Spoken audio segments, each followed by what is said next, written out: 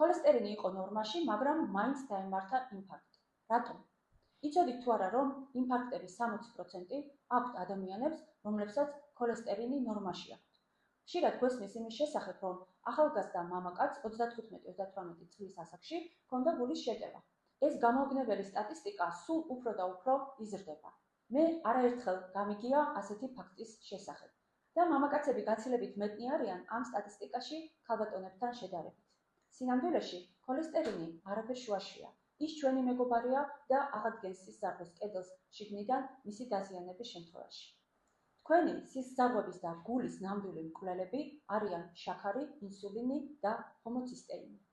ამიტომ ხშირად პრობლემას იქ ეძებენ, სადაც ის არ არის და გამორჩებათ ხოლმე ნამდვილი მიზეზი. მაშინ, როდესაც ამ პრობლემების მოგვარების ძალიან მარტივი გზა არსებობს.